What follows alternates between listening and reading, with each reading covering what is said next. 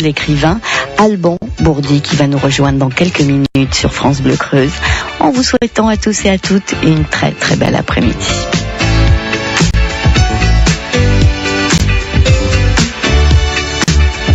France Bleu présente Choisir, le nouvel album de Patrick Fiori, réalisé en collaboration avec ses amis, dont Jean-Jacques Goldman et Benabar. Choisir, pour les 20 ans de carrière de Patrick Fiori, un album tout en émotion à écouter sur France Bleu. Patrick Fiori, nouvel album Choisir, un album France Bleu. Toutes les infos sur francebleu.fr.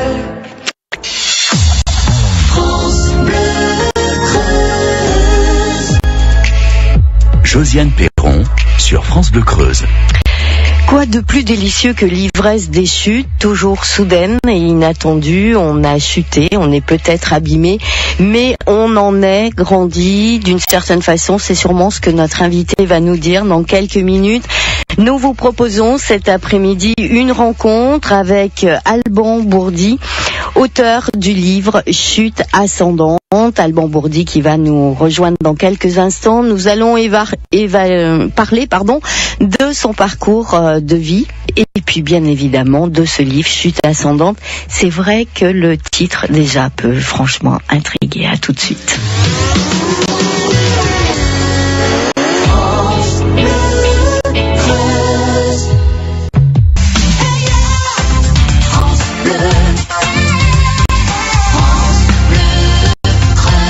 Un stop arrêt pour les minutes qui viennent sur un livre, Chute ascendante, et nous allons en parler avec l'auteur Alban Bourdi. Bonjour.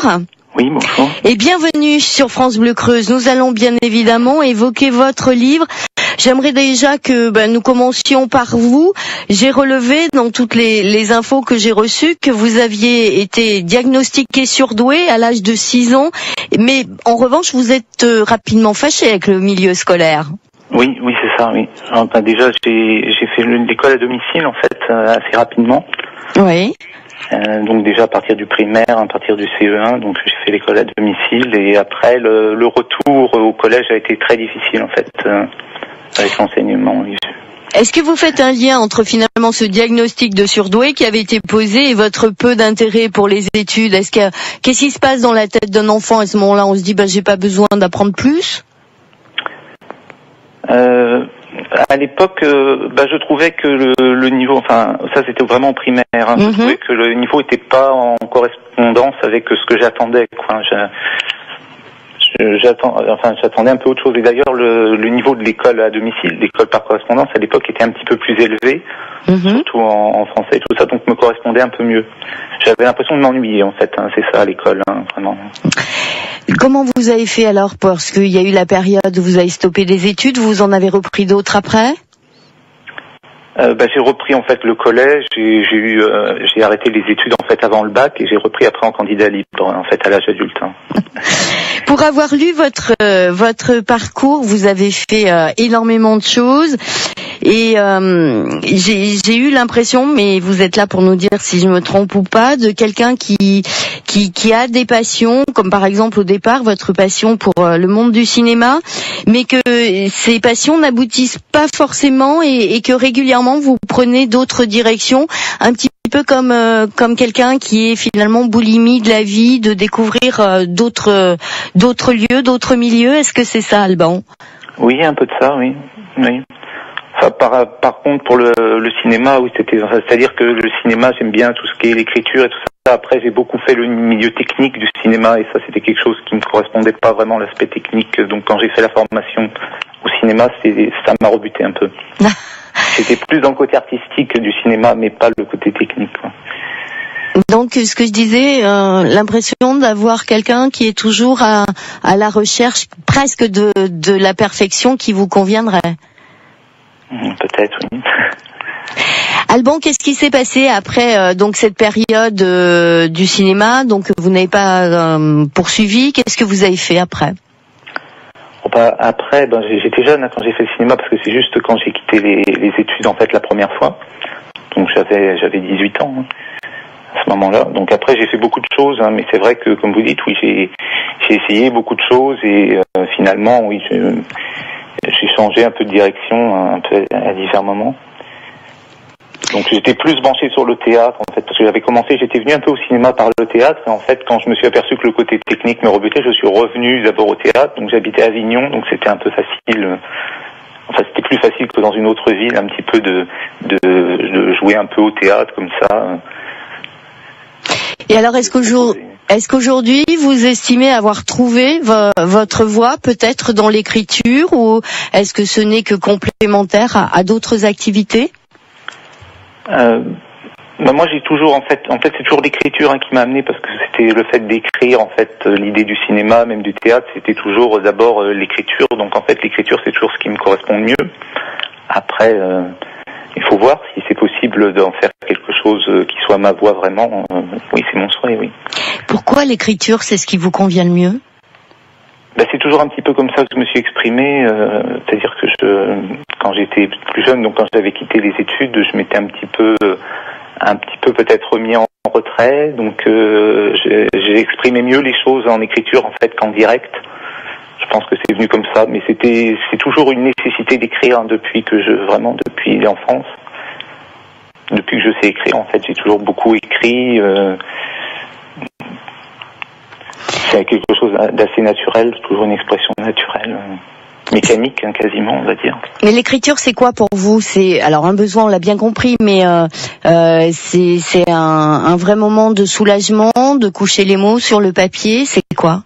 Oui, ça peut l'être, oui. Après, j'avais une écriture qui était un peu désordonnée avant que je fasse vraiment un travail, d'écrire autobiographique, des romans autobiographiques.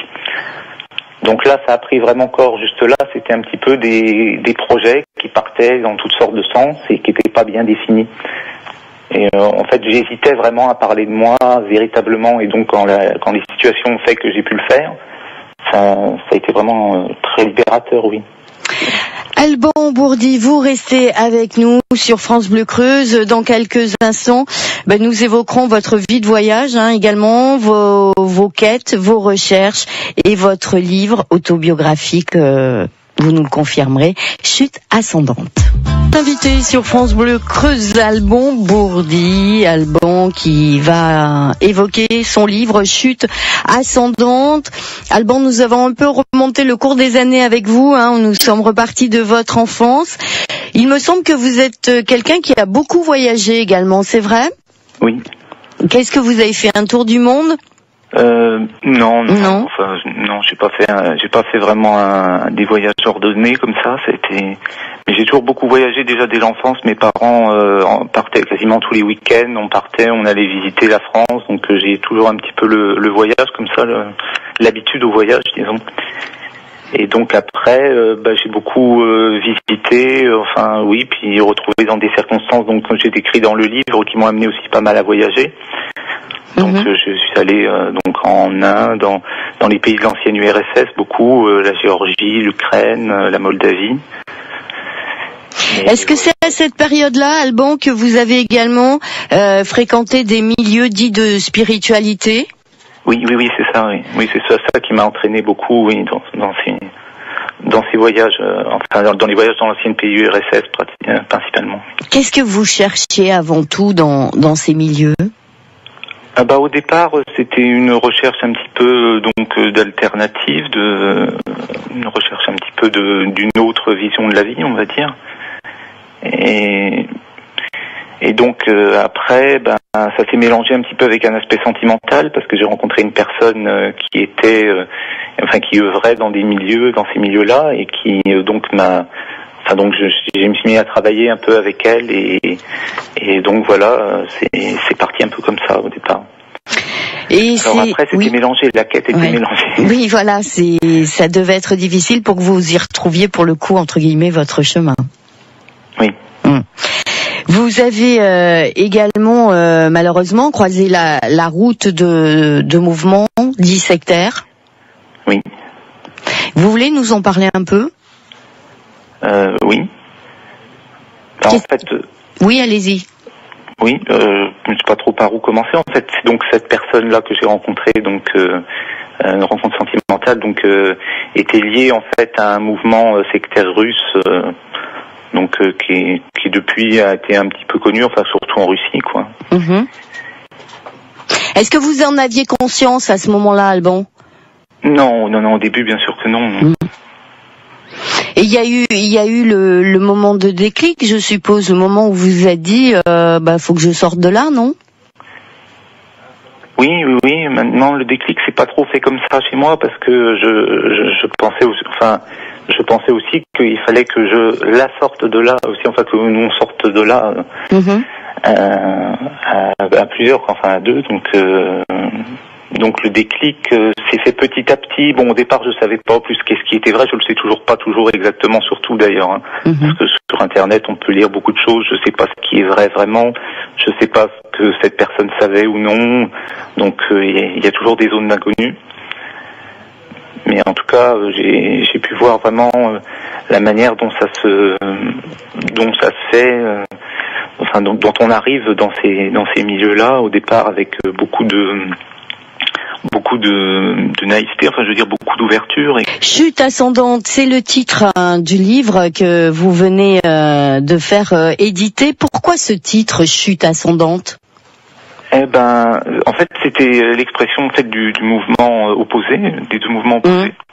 C'est que c'est quelque chose donc qui m'a fait beaucoup grandir, cette expérience-là, mais c'est quelque chose aussi d'assez douloureux et qui a été vécu un petit peu, même des fois comme une déchéance, quoi, comme je le dis des fois.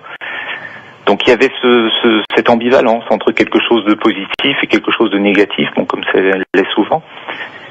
Et il y a cette idée vraiment de plonger dans le vide, un petit peu, hein, d'une chute dans le vide, un peu dans l'inconnu, avec en plus une notion un peu passive en plus, parce que dans cette histoire en fait que je raconte, je l'ai vécu, je pensais un petit peu maîtriser des aspects tout ça, mais j'ai été pas mal passif parce que j'agissais beaucoup pour des autres personnes, et donc il y a cette impression vraiment d'être lancé dans quelque chose quoi, qu'on ne maîtrise pas et qui est à la fois donc un mouvement ascensionnel et un mouvement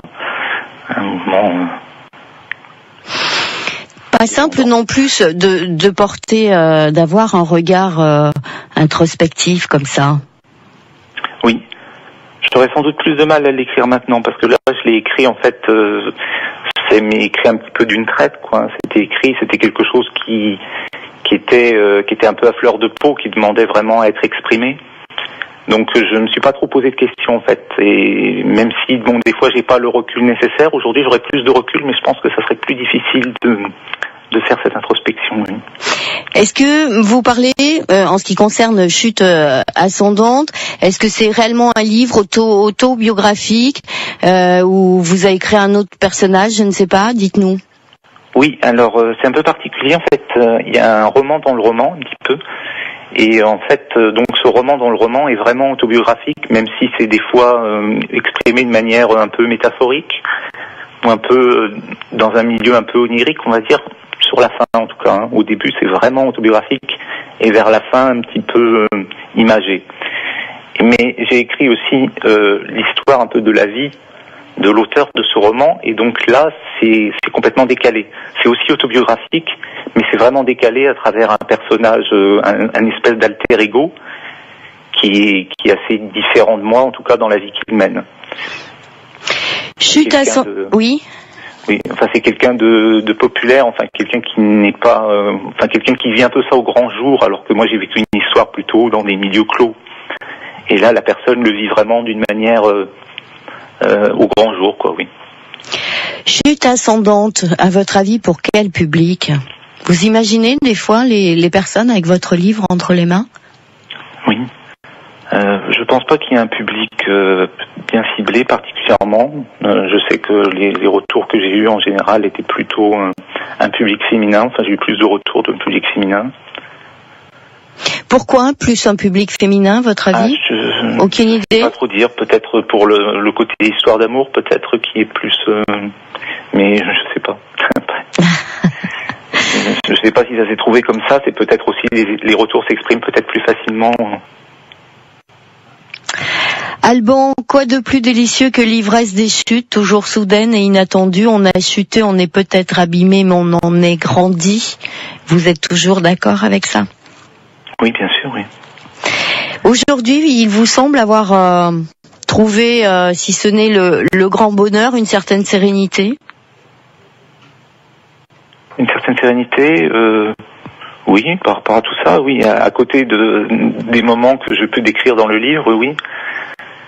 Alors après, c'est des moments toujours très intenses, beaucoup avec une certaine ivresse, effectivement, et assez palpitant, mais enfin, c'est vrai que ça manquait dans cette histoire un petit peu de sérénité, ou justement une sérénité que j'ai pu retrouver, plus, même si le chemin est encore, je pense, à parcourir, tant que si ça peut être partagé avec les personnes, enfin, je trouve, c'est vraiment une démarche de partage, de témoignage aussi parce que ça fait référence à des milieux des fois qu'on s'imagine pas trop, ou sur lesquels on a des idées préconçues qui sont parfois un petit peu en décalage avec les situations. Après, moi j'ai pris beaucoup de plaisir à écrire ça,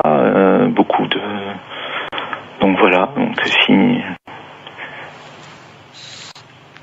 Chute ascendante aux éditions 7 d'Alban Bourdi. Où il n'y a pas de fin. Il n'y a pas de fin. Alban Bourdi, merci beaucoup de nous avoir rejoints sur France Bleu Creuse, et puis nous allons vous souhaiter une bonne route. Et une bonne route également à Chute ascendante aux éditions 7. À bientôt. À bientôt, merci.